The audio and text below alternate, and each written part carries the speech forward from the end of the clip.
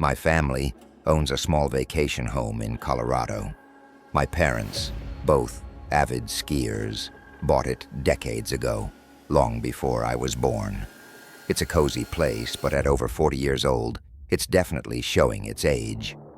My dad has spent countless weekends patching it up, but despite the wear and tear, it's still standing. Lately, he's been talking about tearing it down and rebuilding, but I've stayed out of those discussions. This story takes place about 15 years ago when I was 8, and my brother Josh was 11. We were visiting the house during a blizzard, and the snow was coming down like crazy. Naturally, Josh and I couldn't resist heading outside to play. The property is perfect for kids. There's a huge open space surrounded by woods on all sides, and the area is great for games like hide and seek or snowball fights. That day, we decided to play one of our favorite games, a snowball fight with a twist. The rules were simple. We each built a snow fort and hit a giant snowball, which we called the Jewel. The goal was to steal the other person's jewel and bring it back to your fort. Josh set up his base on the neighboring property, a house that was almost always empty. It was the perfect spot because no cars or people ever seemed to be there.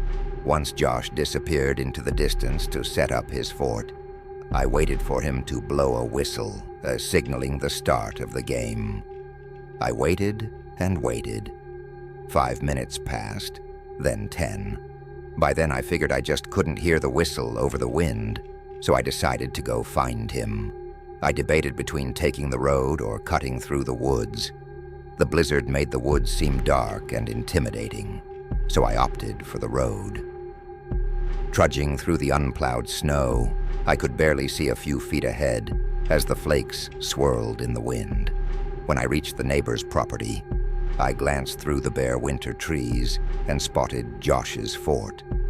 But something was off. Josh was nowhere in sight. Curious, I approached the fort, planning to grab his jewel and claim victory. But just as I reached it, a woman's voice called out, "Excuse me, are you looking for your brother?" Startled, I turned toward the sound. An older woman stood on the front porch of the neighboring house. She wore a heavy coat, and her face had a strangely pale and weathered look. I shouted back, "We're just playing a game." She replied, "Your brother isn't here." Her words sent a chill through me, but I thought maybe Josh had gone inside for some reason. I hesitated, then took a few steps toward the house. As I got closer, I noticed something that made my stomach drop. One of the upstairs windows.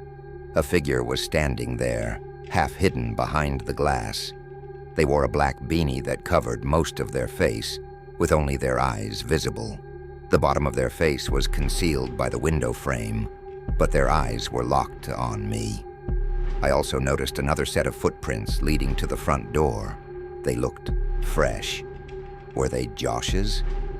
The woman gave me a creepy smile and waved me inside. "Come in," she said. "It's cold out here." Every instinct in me screamed not to move another inch. Instead, I yelled, "Josh," at the top of my lungs. There was no response. The woman's smile faltered, and her expression darkened. At that moment, I realized something even more chilling. The footprints leading to the door didn't stop there. They turned around and headed back toward the woods, doubling over themselves. From inside the house, I heard heavy footsteps coming down the stairs. My heart leapt into my throat. Without a second thought, I turned and bolted. The woman shouted something at me, but I didn't stop to listen. I glanced back once and saw the figure from the upstairs window was gone. Running as fast as I could through the snow, I followed my earlier footprints back to our house. The sound of my dad's whistling reached me as I neared the driveway. He and Josh were both waiting for me, their faces filled with concern. Before I could explain, Josh blurted out, "There were people in the neighbor's house. They tried to get me to come inside."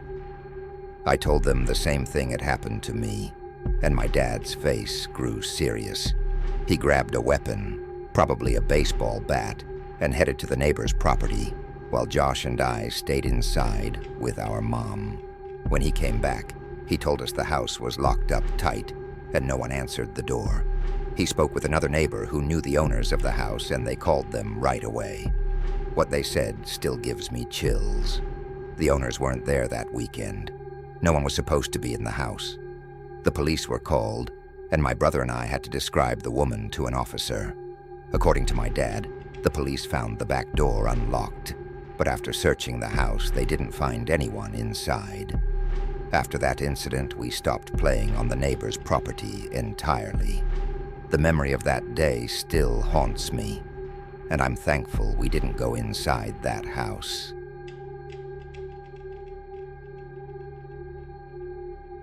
Every year, our ski trip felt like a fresh start, a temporary escape from the monotony of college life.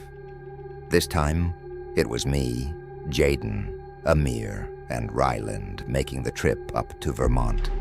We'd been planning it for months, saving up for the lift tickets, renting gear, and coordinating who would drive. It was a tradition, one we all looked forward to as much for the skiing as for the memories we'd create along the way.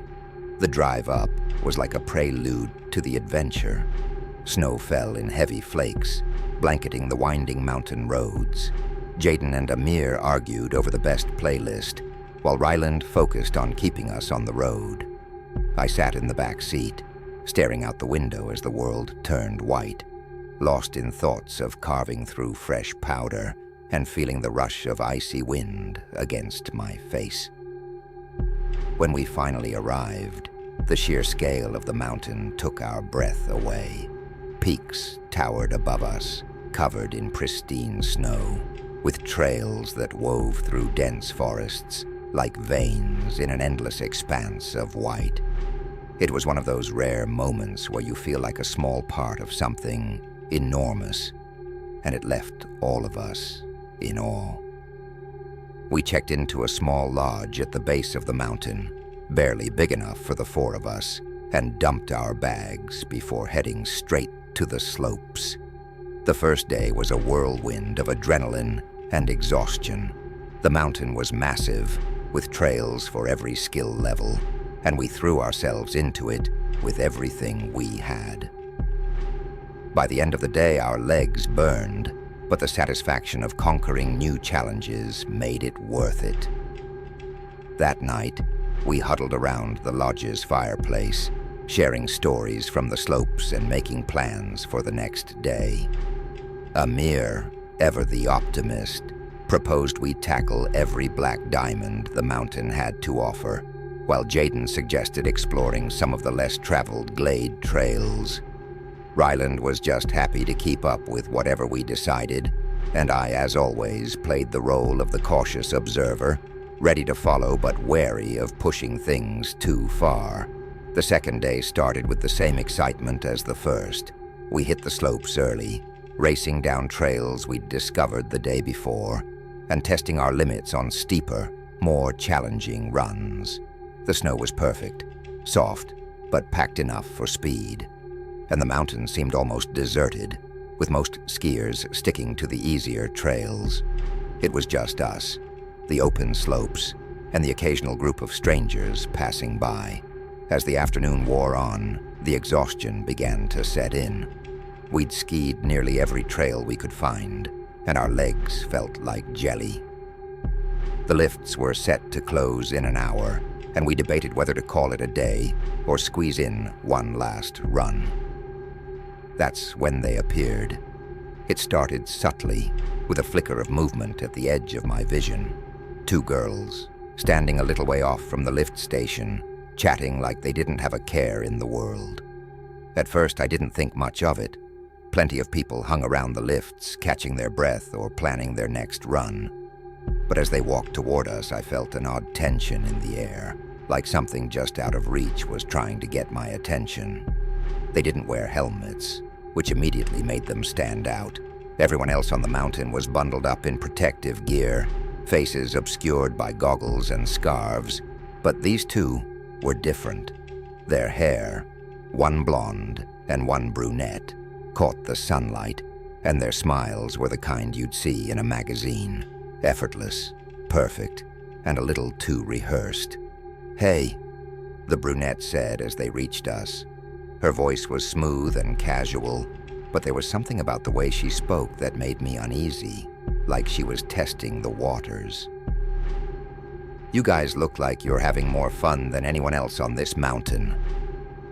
Amir, ever the charmer, stepped forward with a grin. "We're just making the most of it," he said, his voice dripping with confidence. They introduced themselves as Taylor and Devon, and before long, we were swapping small talk. They told us they were bored because the mountain was full of older people, which made sense. We'd joked about the same thing earlier. The conversation flowed easily enough, but there was an underlying tension I couldn't ignore. Devon, the brunette, seemed particularly interested in Amir, asking him all sorts of technical questions about his gear. Meanwhile, Taylor teased us for sticking to tame drinks, like fireball shooters. Before we could respond, Devon pulled out an unmarked bottle and offered it to us, her smile daring us to accept. Something about the situation didn't sit right with me. Maybe it was the way they seemed so comfortable approaching a group of strangers, or the fact that they weren't dressed like anyone else on the mountain. Whatever it was, I couldn't shake the feeling that there was more to this encounter than met the eye.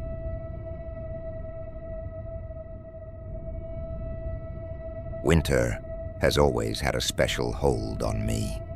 The way snow blankets the world, silencing everything beneath it, feels like stepping into another realm. There's a beauty to it, how the light reflects off the snow, erasing the boundary between day and night. Even at midnight, the world glows softly, illuminated by moonlight, bouncing off the frozen earth. That surreal beauty is one of the many reasons I'd choose winter over summer any day. It was on one of those frigid winter nights, about 4 months ago, that we found ourselves heading to the lake. The three of us, me, Ricky, and Kyle, were restless, bored, and craving something different. Snow had been falling steadily all evening, and the temperatures had stayed below freezing for weeks. We figured the lake would be completely frozen over, a perfect canvas for some late-night exploration. None of us had ever gone out there that deep into winter, and the idea of being surrounded by nothing but snow and ice felt oddly thrilling. Kyle offered to drive. He had an old pickup truck that handled well in snow, and while Ricky usually played the role of chauffeur, none of us argued. The roads were deserted, the only sound the hum of the truck's engine as we navigated the winding path toward the lake. The forest surrounding the area looked like something out of a snow globe, branches heavy with fresh snow. The closer we got, the quieter everything seemed, like the world was holding its breath. We parked in a lot just outside the tree line. From there, it was a short walk to the lake. The air was bitterly cold, and I pulled my scarf tighter around my face as we trudged through the snow. Ricky and Kyle lit cigarettes, the glow of their lighters momentarily cutting through the darkness. I didn't smoke, never have, but the smell of burning tobacco, mixed with the crisp winter air, felt oddly comforting. It must have been past midnight, though I couldn't be sure. Time felt irrelevant out there, with no one else around. The snow muffled every sound, creating an eerie stillness. No animals rustling, no wind in the trees, just the crunch of our boots as we walked. When we finally reached the edge of the lake, we stopped to take it all in. The ice stretched out before us, smooth and unbroken, a vast expanse of shimmering white under the full moon. Kyle bent down, picked up a small boulder, and hurled it onto the ice. It landed with a dull thud and skidded a few feet before coming to a stop. No cracks. Satisfied that the ice could hold our weight, we cautiously stepped onto it and began making our way toward the center. We didn't go too far, just far enough to feel like we were in the middle of nowhere. We stood there, laughing about something stupid, our voices echoing faintly across the frozen expanse. That's when we saw it. At the far edge of the lake, near the tree line, something was moving. At first it was just a shadow, big and hulking, shuffling toward the ice. We stopped laughing immediately. The figure was large, hunched over, and moving slowly but deliberately. My heart started pounding as I tried to make sense of what I was seeing. "Is that a bear?" Ricky whispered, barely audible. I didn't answer. My mind was racing, trying to stay calm. If it was a bear, the last thing we wanted was to draw its attention. We stood frozen, watching as the figure moved closer. But as it did, something about it felt wrong. It was too upright, its movements too deliberate, almost human. And then I noticed something trailing behind it, a long, dark shape dragging through the snow. Kyle muttered, "What the hell?" under his breath, and I felt the same confusion clawing at me. The figure stopped at the edge of the ice and straightened up completely. That's when we realized it wasn't a bear at all. It was a person, someone dressed in a bizarre bear suit. For a moment, none of us said anything. I think we were too stunned to react. The person in the bear suit stepped onto the ice, dragging something behind them. At first, I couldn't tell what it was. The snow blurred the details, but as they moved closer, it became clearer. A small black bag tied to a rope. My stomach turned as I realized they were dragging it toward the center of the lake. "What the hell is he doing?" Ricky whispered, his voice shaky. We watched in horrified silence as the person stopped, bent down, and began pounding on the ice with something heavy. It might have been a rock or a metal tool, I couldn't tell, but the sound of it echoed across the frozen lake, sharp and jarring. They were trying to break through the ice. The realization hit all of us at the same time. Whatever was in that bag, they were planning to sink it. Ricky tapped my shoulder, breaking my trance. I turned to see him and Kyle inching back toward the shore. Without a word, I followed, my heart racing. Every step felt deafening, the crunch of snow beneath our boots impossibly loud in the silence. We'd barely made it a few yards when a voice rang out behind us. "Hey!" The single word cut through the night like a knife. I didn't look back. None of us did. We bolted, running as fast as we could toward the edge of the lake. The cold air burned my lungs, and my legs felt like lead. But I didn't stop. I couldn't. I don't know if the person followed us. I didn't dare look. By the time we reached the truck, we were gasping for breath, our faces red and raw from the cold. Kyle started the engine, and we sped off without a word. The ride home was silent at first, the weight of what we'd just seen settling over us. Eventually, we started talking, trying to make sense of it. Kyle said it was probably someone dumping trash, but that didn't explain the bear suit. Ricky suggested it could have been a body, but I pointed out the bag was too small for that. None of it added up. A few weeks ago, my mom was watching TV when an old missing persons report came on. It was a child from our area, gone without a trace. The timeline matched up with that night on the lake. I don't know if it's connected. Maybe it's just a coincidence, but I can't stop thinking about it. By the time you hear this, we've probably reported what we saw to the police. Whether it's enough to make a difference, I can't say.